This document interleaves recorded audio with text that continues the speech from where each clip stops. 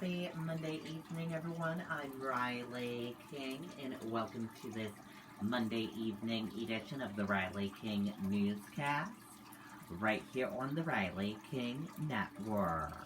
We have a lot of news to get to this Monday evening, so let's begin. First up, let's begin with a look at your COVID-19 numbers in New Hampshire. And here is a look at those COVID-19 numbers in New Hampshire for all of you. There are 76,861 number of people in New Hampshire have tested positive for COVID-19. There are 1,184 number of deaths from COVID-19 in New Hampshire, and there are 88 current number of hospitalizations for COVID-19 in New Hampshire. And that is a look at your COVID-19 numbers in New Hampshire.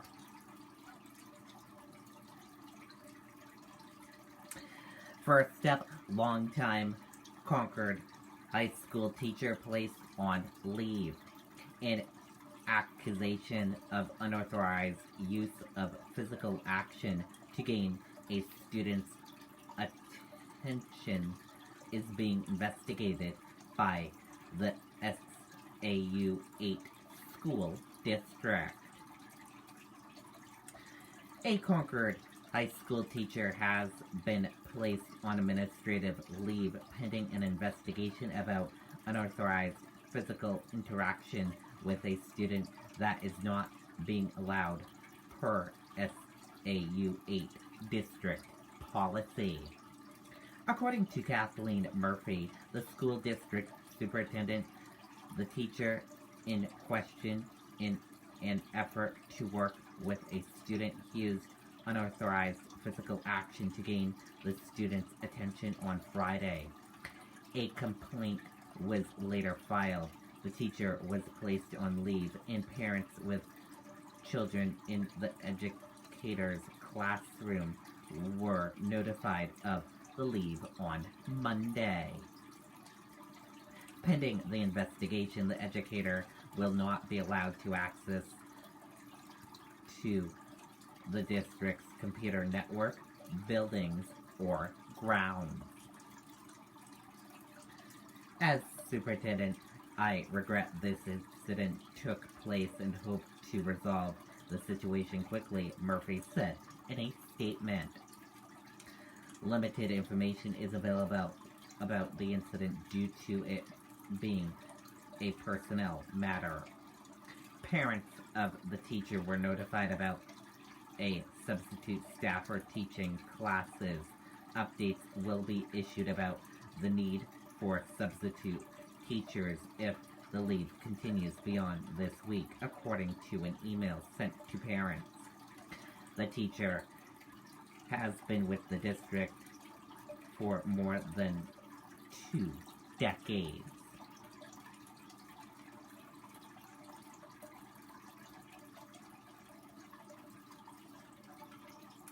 One killed in crash at Bedford tolls. Let's take a listen to that video from WMUR News 9.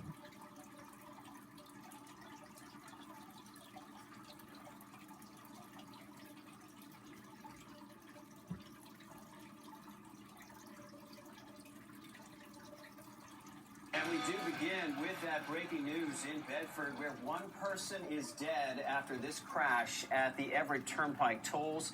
Several lanes in both directions are closed right now as a result. Investigators have not yet said what led up to this crash, but do confirm it was a fatal.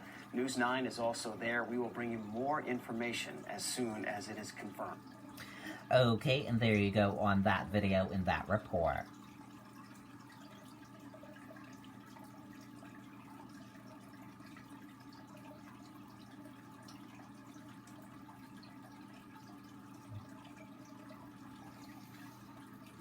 Fundraiser launch to help Kingston Fire Chief after home seriously damaged in fire. Dogs rescued, no one injured in fire believed to be started by electrical problem. Let's take a listen to that video from WMUR News 9, Ray Brewer. We're celebrating President's Day all month long at Bentley Chevrolet. Buy a new 2020 Chevy Equinox all-wheel drive SUV. Get monumental savings all month long at Bentley Chevrolet, the neighborhood dealer who treats you like family. Sean, the East Kingston fire chief who ended up leading the attack on the fire, says Chief Pellerin has given so much to the community. Now they are getting a lot of calls from people wondering what they can do to support him. The fire at 9 Woodland Drive in Kingston was first spotted by neighbors who noticed smoke coming from the home. While the wife called Chief Pellerin to ask if they were home, her husband went to the house and rescued 2 dogs. When firefighters arrived, they had heavy fire and smoke coming from the second story. Chief Pellerin, who had returned home, sounded a second alarm.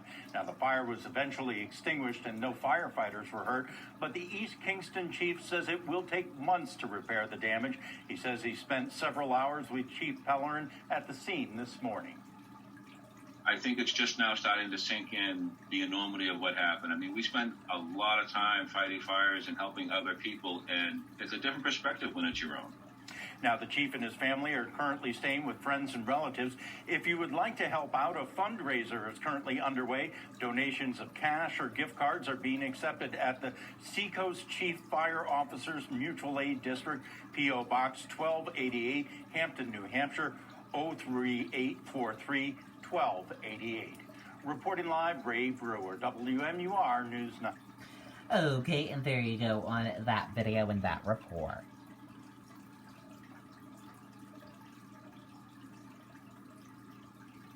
All New Hampshire schools must offer at least 2 days of in-person learning beginning this week. Governor's order goes into effect Monday today. Let's take a listen to that video from WMUR News 9. We're celebrating President's Day all month long at Bentley Chevrolet. Buy a new 2021 Chevy Colorado 4x4 Crew Cab pickup. Get monumental savings at Bentley Chevrolet, the neighborhood dealer who treats you like family. Now, starting today, all New Hampshire schools must offer at least 2 days of in-person learning under an executive order that Governor Sununu signed last month. According to the governor's office, 40% of schools in New Hampshire have returned to in-person instruction 5 days a week. Under the governor's order, parents still have the option of keeping their children fully remote if they don't feel comfortable sending them back to school during the pandemic. Okay, and there you go on that video and that report.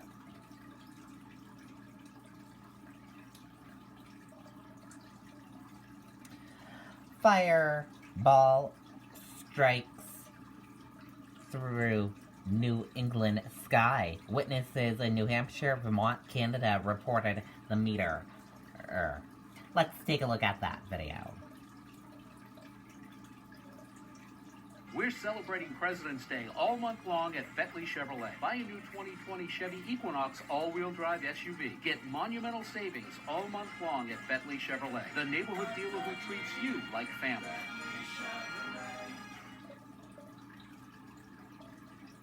Take a look at that meteor falling from the sky. Look at that fireball. Wow. That would be so cool to see in person, driving along and seeing that. That is so cool.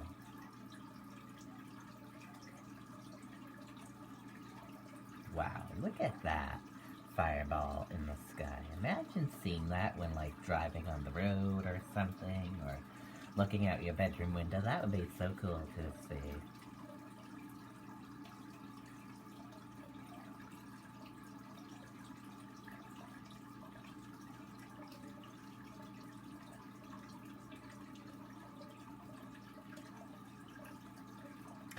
Very cool.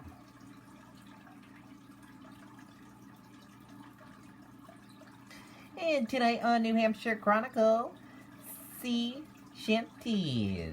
Let's take a look at the preview on New Hampshire Chronicle tonight. Took the whole town to kill the bear. It weighed 403 pounds. I'll tell you the story.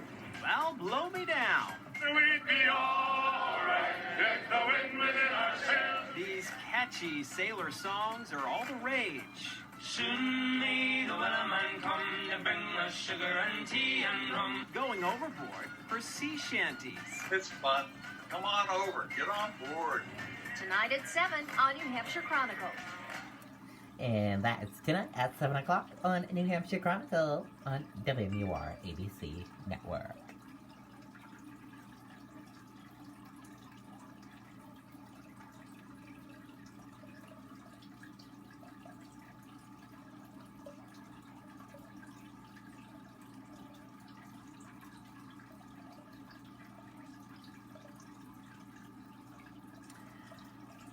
Defant Como rejects calls to resign.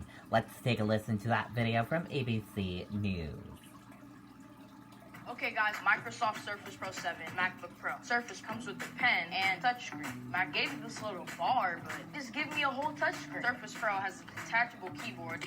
Then there's the price. Yeah.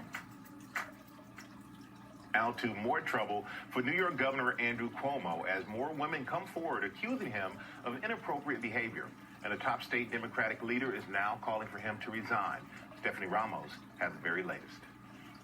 This morning, embattled New York Governor Andrew Cuomo on the defense, facing allegations of inappropriate behavior, including harassment, and an investigation into alleged underreporting of COVID nursing home deaths. Top state Democrats now urging for his resignation. Senate Majority Leader Andrea Stewart-Cousins declaring, "We need to govern without daily distraction. For the good of the state, Governor Cuomo must resign." But the three-time governor is making one thing clear. There is no way I resign. Let's do the Attorney General investigation. Let's get the findings, and then we'll go from there. The growing calls for him to step down come after more allegations of inappropriate behavior by the governor, including from former aides, and what former staffers tell the Washington Post was a hostile, toxic workplace environment. Karen Hinton, who worked with Cuomo in the 90s when he was Bill Clinton's housing secretary, now telling the paper Cuomo invited her to his hotel room after a work event in 2000, allegedly embracing her intimately. It was not just a hug. It was an intimate embrace. I pulled away. He brought me back. I pulled away again and said, "Look, I need some sleep. I'm going." Cuomo denying all allegations. The governor says it would be anti-democratic of him to resign before the state attorney general completes the investigation into those allegations.